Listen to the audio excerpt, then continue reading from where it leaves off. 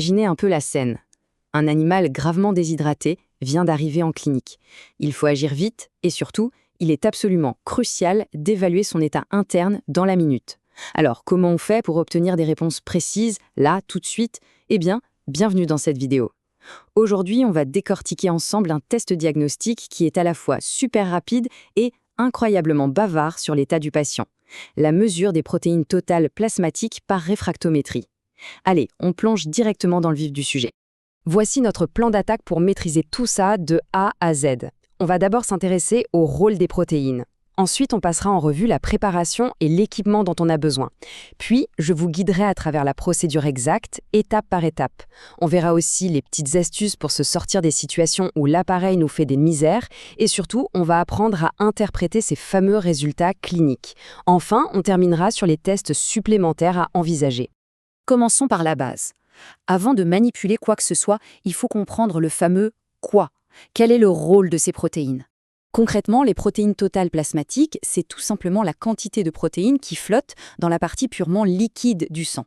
Et pour mesurer ça, on utilise un truc assez fascinant appelé l'indice de réfraction. Vous savez, quand vous mettez une paille dans un verre d'eau, elle a l'air un peu pliée, cassée à la surface. C'est la lumière qui fait ça. Et bien là, c'est pareil. Plus le plasma est chargé en protéines, plus la lumière va plier à travers.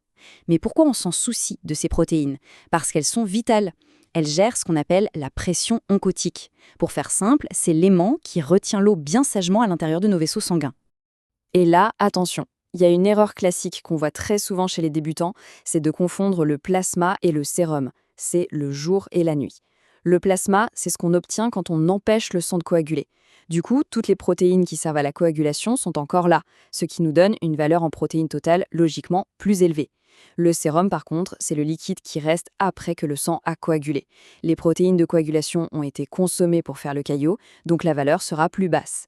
Retenez bien ça, pour notre test au réfractomètre aujourd'hui, on veut travailler exclusivement avec du plasma. Bon, maintenant qu'on a la théorie bien en tête, passons à la pratique. Qu'est-ce qu'il nous faut sur notre paillasse? Rien de très compliqué, mais il faut être organisé. Assurez-vous d'avoir votre échantillon de sang, bien sûr, prélevé dans un tube avec anticoagulant. Il vous faudra aussi une petite centrifugeuse à micro-hématocrite, des petits tubes capillaires en verre, sans anticoagulant, ceux-là, un peu de pâte à sceller, notre fameux réfractomètre, et évidemment une paire de gants de protection. Avoir tout ça sous la main, prêt à l'emploi, c'est la garantie d'un test fluide et sans prise de tête. Mais avant même de toucher à notre échantillon de sang, il y a une étape absolument vitale qu'il ne faut jamais, au grand jamais, sauter, la calibration. C'est un petit rituel à faire tous les jours, c'est tout simple, on dépose juste une petite goutte d'eau distillée sur la vitre de l'appareil, le prisme. Comme l'eau distillée est totalement dépourvue de protéines, elle doit nous donner le zéro parfait. Si, quand vous regardez, la ligne ne tombe pas pile poil sur le 1,000 de l'échelle de densité spécifique, pas de panique, prenez le petit tournevis fourni avec et ajustez doucement la vis de calibration jusqu'à ce que ce soit parfaitement aligné. Pensez-y, un instrument mal calibré au départ, c'est la certitude de donner de faux résultats aux vétérinaires. Allez, notre matériel est prêt, notre appareil est parfaitement calibré, on passe à l'action. Voyons la procédure étape par étape. En gros, ça se déroule en 4 temps forts. 1. On centrifuge le petit tube capillaire pour bien séparer le solide du liquide. 2. On fait une petite rayure sur le verre juste au-dessus de la couche de cellules. 3. On casse le tube d'un coup sec. Et 4. On transfère notre précieux plasma directement sur le réfractomètre. Reprenons un peu plus en détail. Après la centrifugation, la magie opère. Le sang s'est séparé en plusieurs couches. Au fond, vous avez le rouge foncé des globules rouges. Et tout en haut, le liquide jaune, c'est notre plasma. Mais regardez bien entre les deux, il y a une toute petite ligne blanche très fine. C'est le Buffy-coat, ou la couche leucocytaire. Le secret ici, c'est de prendre un stylo coupe-verre, ou simplement le bord d'une lame de microscope, et de venir faire une petite rayure sur le verre, juste 1 mm au-dessus de cette ligne blanche. Pourquoi faire ça? Eh bien, ça nous assure que le tube cassera net à cet endroit précis, ce qui permet de récupérer un plasma bien propre, sans embarquer de cellules avec. Maintenant que le tube est cassé en deux, il faut déposer le plasma sur l'appareil. Et là, s'il vous plaît, ne tapotez jamais le bord tranchant du tube en verre directement sur la vitre bleue du réfractomètre. Le prisme est extrêmement fragile et la moindre rayure va complètement fausser toutes vos futures lectures. La vraie bonne méthode, c'est de fixer une toute petite poire en caoutchouc au bout du tube et d'appuyer doucement pour expulser le plasma goutte à goutte sur la surface. C'est doux, c'est propre et ça préserve votre matériel. Et voilà le moment de vérité. On referme délicatement le clapet en plastique, On pointe le réfractomètre vers une bonne source de lumière, comme une lampe ou une fenêtre, et on regarde dans l'oculaire. Vous allez voir apparaître une ligne de démarcation super nette qui sépare une zone claire d'une zone plus foncée. C'est la ligne d'interface. Pour lire le résultat, il suffit de regarder l'échelle de gauche qui correspond aux protéines totales en grammes par décilitre. Sur cette image, par exemple, on voit que la ligne coupe l'échelle juste en dessous du chiffre 10, à peu près à 9,8. Donc on a un résultat de 9,8 grammes par décilitre. C'est aussi simple que ça.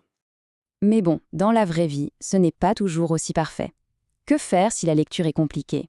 Voyons ensemble comment gérer ces petites interférences. Parfois, quand on regarde le tube après la centrifugation, le plasma a une drôle de couleur. Et ça a un impact direct sur la lecture. Par exemple, si des globules rouges ont éclaté pendant que vous faisiez la prise de sang, le plasma va devenir tout rouge. C'est ce qu'on appelle l'hémolyse.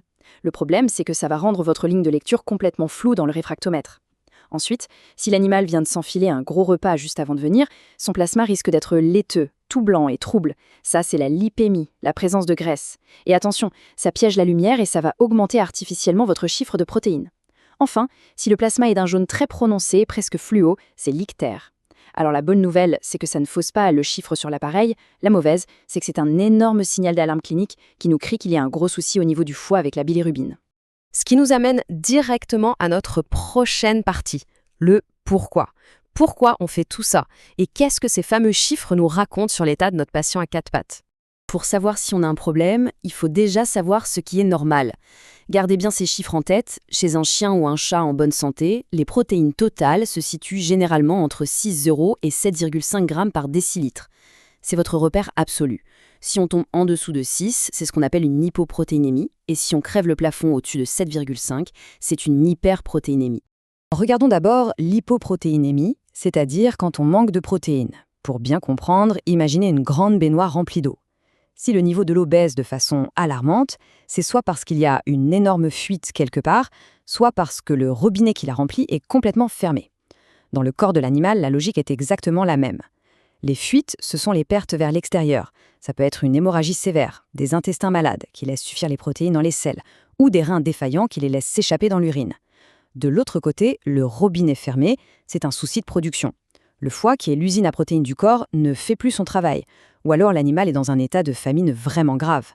A l'inverse, si on a une hyperprotéinémie, avec des protéines trop hautes, la toute première cause à envisager, pour de vrai la plus fréquente, c'est la déshydratation. Reprenez notre image de la baignoire.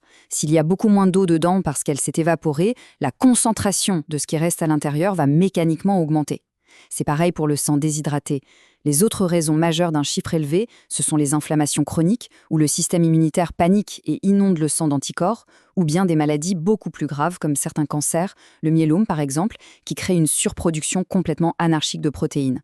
Alors, une fois qu'on a repéré que les protéines sont anormales, on fait quoi? On ne s'arrête pas là, évidemment. Quelles sont les prochaines étapes logiques? Trouver la racine du problème, c'est comme mener une véritable enquête policière. Étape 1, on va lancer un profil biochimique complet. Ça va nous permettre d'inspecter l'état du foie et des reins pour voir si ce sont eux les coupables. Étape 2, l'analyse d'urine. Elle est absolument indispensable pour vérifier si les protéines prennent la fuite par les reins.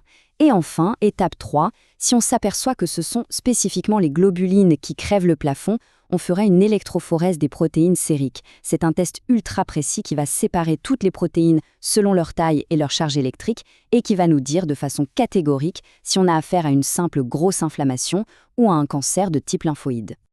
Voilà, on arrive au bout. Vous voyez qu'au final, la mesure des protéines totales par réfractométrie, c'est un outil formidable. C'est rapide, ça ne coûte presque rien en matériel et c'est absolument fondamental pour évaluer l'hydratation d'un animal en détresse et orienter tout le reste du diagnostic.